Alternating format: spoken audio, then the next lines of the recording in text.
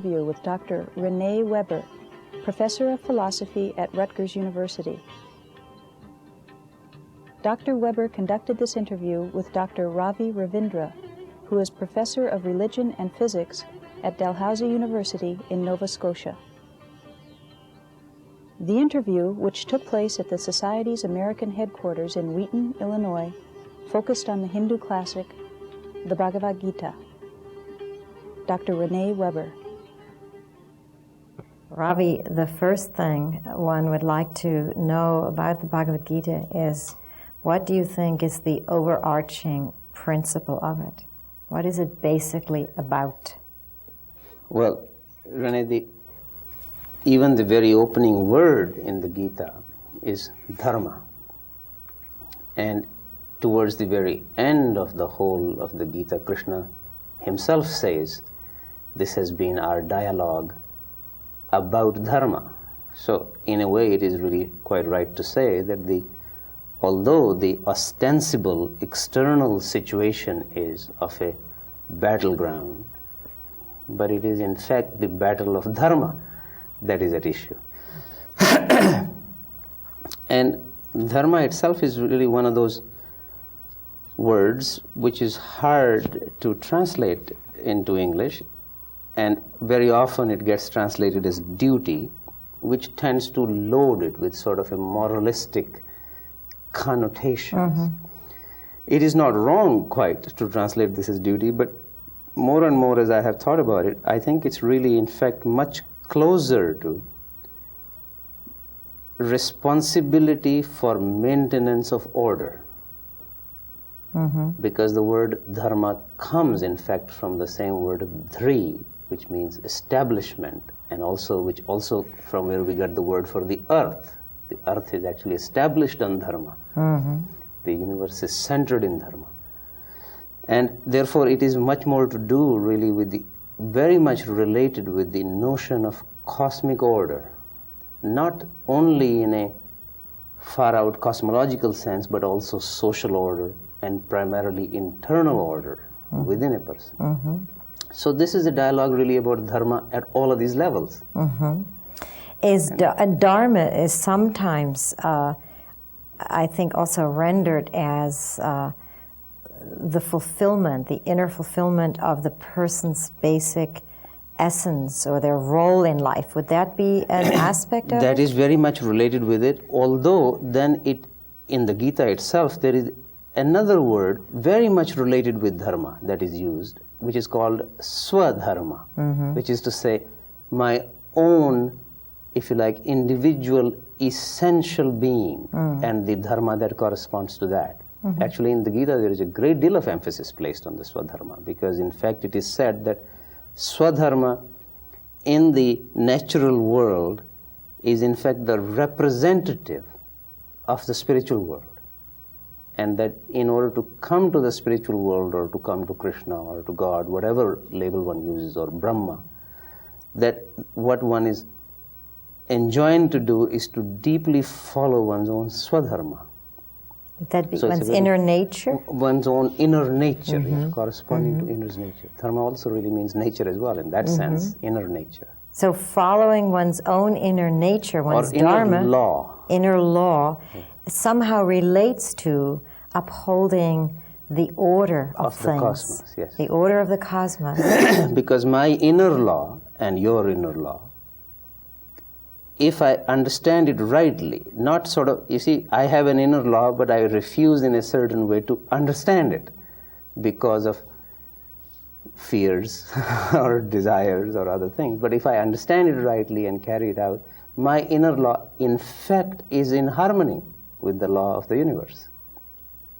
And therefore, if I maintain my own inner order, mm-hmm. I cannot but help maintain the cosmic order.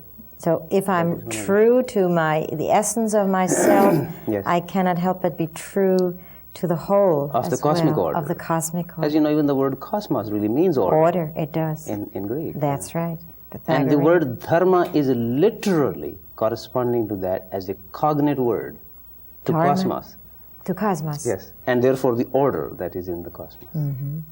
Now, what is the role in particular? What are the various aspects or let's say states of consciousness in us that would either help or perhaps hinder the discovery of our own Dharma? Yes, this is clearly the central question that the Gita addresses itself, but really much more subtly than one normally might think. There are two points that need to be made about this. One is that Krishna, in fact, himself says, take refuge in the Buddhi. This is a word I'll just come to in a moment again, because it's, in my judgment, really a very key note in the Gita. And also he says, on several occasions, even at the very end when he's summarizing the whole teaching, in the very last few verses, he says this, that those who love him and are mindful of him, to them he gives Buddhi Yoga. So I would now like to say a few words about both of these, Buddhi and Buddhi Yoga, because they're very related with each other. And for many people, it's almost a little bit of a surprise. Is Buddhi Yoga something different now from other yogas that they have heard about? And I think the difficulty here partly comes that most of us human beings have more or less a tendency to latch on to one partial idea or another. So we say there is Karma Yoga, or there is Jnana Yoga, or Bhakti Yoga, or Dhyan Yoga. But that in the Gita, really one of the reasons why I think that book is absolutely marvelous, that it has such a whole view of the human situation. And Krishna is almost as if he's conducting a veritable symphony of yogas. It's not only just one yoga or the other. And in fact, if one had to put it in Gita's own terminology, Buddhi Yoga is the main central yoga, of which these other yogas like Karma Yoga, Bhakti Yoga, etc., are various limbs. And at their own place or in the stage of development of a human being, a particular yoga is emphasized, as if a conductor is calling one musician or one instrument to come in more strongly. And then afterwards, it may still continue, but it's not as strong as the other one. So, from the point of view of the Gita, Buddhi Yoga is really an integral yoga, which brings these various other yogas to play their part at different stages of human development, but they are never contradictory. They may be for a moment silent, like a musical instrument may be silent in a particular piece, whereas the other instruments are playing, but they never contradict each other. Now, therefore, it is really very important to focus on what is Buddhi Yoga, and for that, therefore, what is Buddhi? We can approach this really in 2 or 3 different ways. One is, first of all, that Buddhi, in its root meaning, comes from the word Buddh, which is to wake up, to discern, which is also, of course, as everybody knows, related with the word Buddha, one who is awake, who is discerning. And therefore, the root meaning really is this, to wake up. The implication being that in general we live in a state of illusion or a state of dreaminess, and we are not awake to the real reality. Now, the faculty that can aid us in waking up, that is Buddhi. And this faculty is part of a human being, but not all parts are at the same level within the human being. So one may speak in terms of, in different states of consciousness, a human being is either wholly identified with the body and he speaks as if body is all there is. My pleasures, I'm hungry, I want a drink, all that. Then above that, rather than maybe calling it the body, it will be almost better to call it the senses, because in a way in the Gita the word body often is used, the corresponding Sanskrit word is sharira, which is often used to include the mind as well, in fact the buddhi as well. Therefore, we should not get caught up with this kind of Western dichotomy of the body-mind. It's a slightly different kind of division that's being made here, really. So the senses above that is manas. One may simply really say discursive thinking. Ravi, can you define manas and give an illustration of it? Well, all of our reasonings, like putting two and two together, we say in ordinary English, that's really what comes from this faculty of thinking about things. Most of scientific knowledge will be like this. Although perhaps not the very most creative one. The most creative one probably comes from the level of buddhi, which is above this, which is much more intuitive. But what is really important to say about the notion of buddhi in the Gita especially, apart from the intuitive faculty, which in a certain way is in the general ballpark of the intellect, it has very much an idea in it, a notion in it of will, therefore of discipline, if you like. Discipline. And in that sense of action, it is, I have often thought the proper way to translate this really would almost be an integrative and sensitive will. That's buddhi? Buddhi. Buddhi is an integrative and sensitive will, furthermore, which is in harmony with dharma. I think this is why our earlier conversation can't be left out of this. Dharma is really all along a part of this. Now, I especially mention the idea of will here because, as you know, that often in the Eastern traditions, Hinduism, Buddhism, much more emphasis is placed on the fact that one is an illusion, and therefore right knowledge is what one needs. Right, the Maya doctrine. The Maya doctrine. Whereas in the Judeo-Christian tradition, for example, often the emphasis is not that we are short of knowledge, what revelation is already there. The emphasis is more on, do we have the will to obey the commandments of God? Right. What I am really saying is that buddhi actually is placed exactly in the middle of both of these in the Gita. It is corresponding to the will that is required for carrying out the proper action. Remember the whole context of the Gita. After all said and done, Arjuna still has to fight, whatever he does. So the context of action cannot be forgotten from this.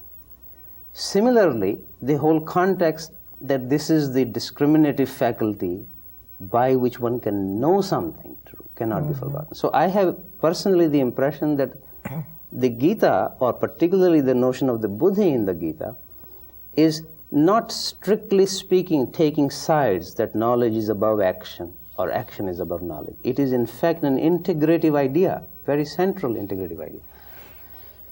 Therefore now, question then is, if one is rightly ordered,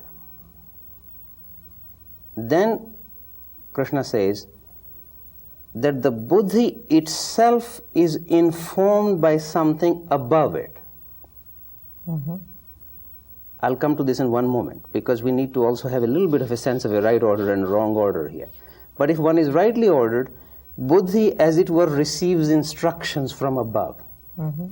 Then it gives instructions to and has enough strength that it can control the mind, manas. The word mind often in Western languages includes the buddhi as well, so it becomes complicated. So let us say manas. It controls the manas. And then manas in its turn controls the senses. So one does what one is required to do by the spirit. If one is wrongly ordered, then it's just the other way around. The senses control the mind, and the mind begins to control the buddhi, which is to say, mind begins to tell buddhi, go in this direction, that direction, and as the Gita very nicely says it, that such a person's buddhi becomes fragmented like a many-branched stream. It's a lovely image, I think. The buddhi gets fragmented. And therefore, Krishna says it, I think, much more poetically, that senses control the mind then begins to desire, and desire leads to anger, and anger leads to the control of the buddhi, and that leads to pranashyati. The final word is really almost too forceful. It leads to perdition, would be almost the translation in English. Lostness. Lost. One is completely lost. The question that occurs, Ravi, is if buddhi is both integrative and is, as you said, linked to a more creative, intuitive aspect of consciousness and has component of will in it, then how is it possible for it to be, in this wrong ordering, to be overcome by lower mind or manas or senses? That would be what one would think offhand, that is not possible. Yes, I think that actually has a part of much of the rest of the cosmology in the Gita, that there seem to be, according to the Gita, two major tendencies pervading the whole cosmos, and therefore pervading us as well. One may simply put it, although the words in the Gita are a little different for this, but one may simply say downward tendency is an upward tendency. That in fact, for both of these, there are very large forces.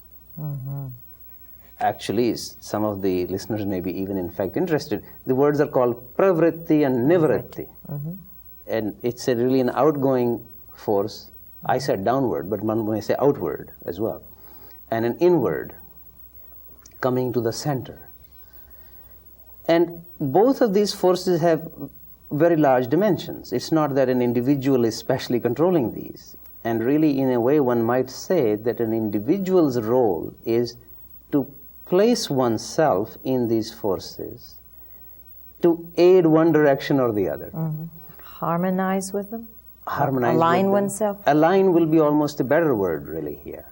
And therefore, the individual buddhi, if it is thoroughly in the downward current, can be corrupted. This, I think, is actually, I find in the Gita, is probably a little distinguishing feature from some of the corresponding notions, for example, in Plotinus, or maybe even some parts of Vedanta, that the buddhi is placed by Krishna as a part of Prakriti, which is to say, if you like, lower nature. There is higher Prakriti as well, spiritual nature. So it's part of the material nature. Buddhi. But the highest part of the material nature. Nevertheless, it is part of the material nature and therefore is subject to the various material forces. For example, towards the very end, 16th, 17th chapter in the Gita, Krishna gives examples of a buddhi which has been overrun by tamas, one of the gunas, the downward darkness, and or a buddhi which has been overrun by rajas. Normally, in these other systems, one would think that buddhi is always in sattva. Right. That is not so in the Gita. It's really quite interesting in a way that in the Gita, the buddhi is more or less, if I were to put it, it's like a lens through which the superior world or the higher world can make connection with the lower world. But the buddhi, nevertheless, itself seems to belong to the lower world. So therefore, almost a better analogy will be like a lookout. You know, driving along a road, one comes to a place where there is a sign saying a lookout. So you go to that lookout. From that, you can see this magnificent vista. But the lookout is not part of the vista. Lookout is here. It's on this shore from where one can see the other shore, one can receive instructions from the other shore if one is integrated. So therefore, buddhi seems to play the part of a focusing lens or like a lookout. If that lens is not polished, not focused, not integrated, then it does not receive instructions from there. It's like a receiver which is out of tune completely. Would you say that it has the potential for aligning itself with these higher and spiritual forces, but it's nevertheless not invulnerable to lower forces and becoming disordered? I think that is fair to say. And that when it is integrated, another word to say will be purified. Yeah. Although interestingly enough, in the Gita, almost the emphasis is on integrated rather than purified. Because he says normally, or maybe one should not say normally, but usually, for most human beings, this buddhi is fragmented. If it is integrated or is made one-pointed, then they can hear what is above them, almost, if you like, what is in the higher world. And that is what can guide the buddhi, which can then guide the manas, which can then guide the senses. Therefore, then a human being lives in the right order. Maybe one by now should ask, what is it that is above buddhi, that guides? Interestingly enough, now, in the Gita, the first time when it is mentioned, it is simply said that. It's very interesting. No name is given, it simply says that. Which I think is in a way a good reminder to us that although we can give it a name, but really in fact not very much can be said about it, because all of that saying itself is in fact usually done by the manas, and unless it is really receiving kind of proper instructions from the buddhi, then it just makes the words and begins to fight about it. Whereas if the buddhi is receiving this, then it can see it, then it may also wish to give it names. But it's not, the important part isn't then the naming. And in fact, in the first 2 or 3 chapters in the Gita, no name is given. It is sometimes just simply called that, or sometimes it is called the Dehin, which is really simply means the embodied, something which has come into the body. It's not part of the body, but is in the body. But that's all it says. The inner dweller sometimes? The inner dweller. The Dehin. Now, of course, later on, Krishna does give it names, like Atma. Atma. Or sometimes it's even called Brahma or Purusha. So you see, there are several names. Although each of these words, one should realize, it actually comes from a slightly different school of thought within India. And one of the things that Gita is almost always seems to be doing is itself performing this integrative role of the various schools of thought. It doesn't specially take sides with Sankhya or with Vedanta or with Bhakti or this or that, as many people try to read it like this, but it has a very integrative text in it. Therefore, it has varieties of names for this spiritual entity, we might say, like Brahma, Purusha, Atma, that, even Nirvana at one place, which is many scholars think is the Buddhist influence in this. So, well, maybe whatever it is, nevertheless, the recognition that there is something above buddhi is absolutely clear in the Gita. There is no question about this. And furthermore, that only a purified or integrated buddhi can receive this or see this. That is also very clear. And that is, of course, what can then assist the general reordering within oneself. That's also very clear. Now, I think a related question which almost naturally arises, how is one to integrate this buddhi? How is one to wake up? How is one to wake up? To that other reality. How is one to wake up to that other reality? If one keeps in mind that, in a way, there is really a two-edged thing that seems to be going on here. There is both, if you like, an integration of the buddhi, but an integration by the buddhi. As if a little bit of seeing helps me then to understand what else needs to be done. You know, it's like a little bit of integration then clarifies the picture. But this is exactly where, in any case, the various yogas actually come into play. Now, at the beginning, you said that the overarching concern of the Bhagavad Gita is really Buddhi Yoga. Can you go into that? Yes, I think, as I started out earlier also, that Buddhi Yoga has many different limbs or many different yogas in it. And the very important thing here, I think, is to appreciate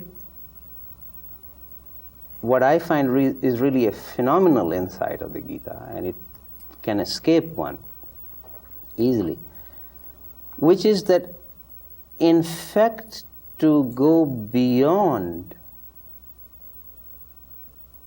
the forces of the world or lower world, the Gita actually advises using those very forces as an aid. For example, the main outward tendency or the main force of the outward tendency is karma.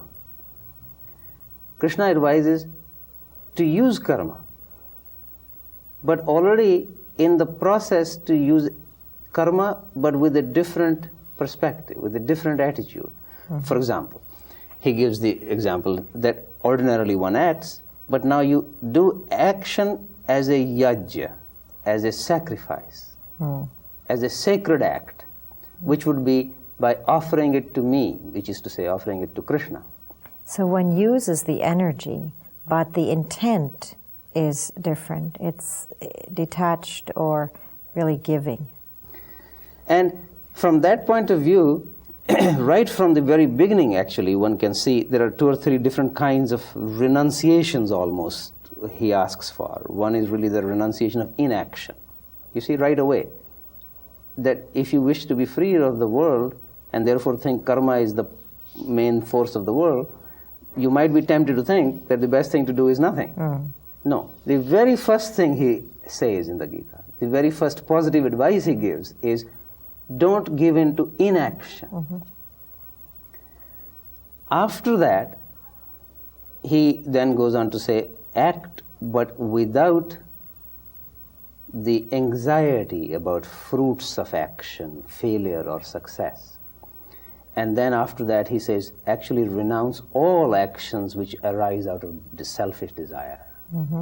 Now, and there is a similar progression that goes on. I mean, even with these 3.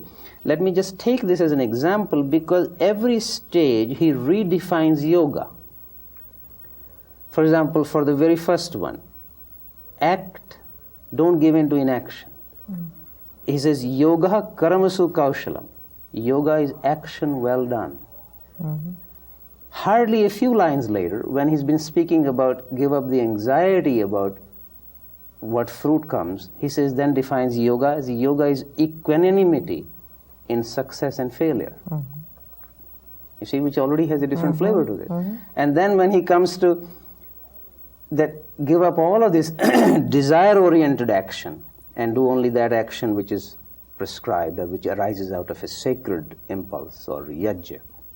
There he defines yoga differently than altogether. Yoga, he actually says, it seems a little twisted, but it's a breaking of the bond with dukkha, which he has just earlier said, dukkha arises because of fear and desire. With suffering. With dukkha, suffering. right, with suffering. Pain. So breaking of that bond, that's what yoga is.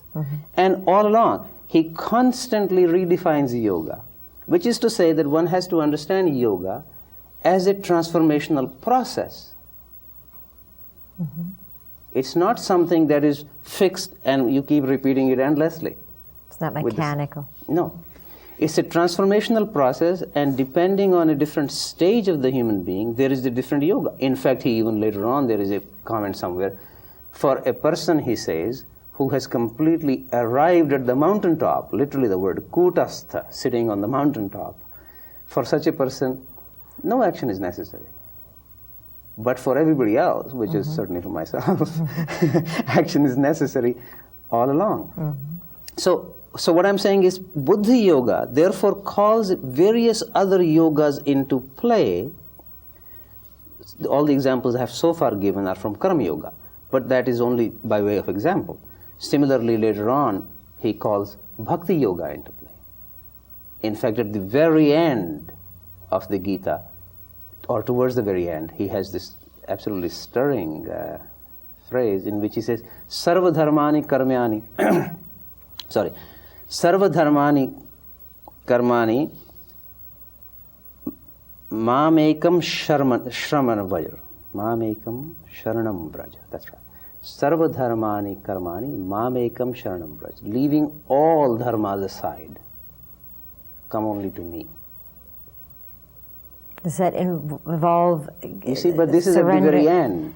But can we just explain, does that involve surrendering the will or the personal ego? What is he asking there? What I think he is asking is that after one has gone through the various integrations, initially for somebody to say, I want to submit my ego or to surrender my ego, or really almost makes no sense, because one even doesn't have an ego.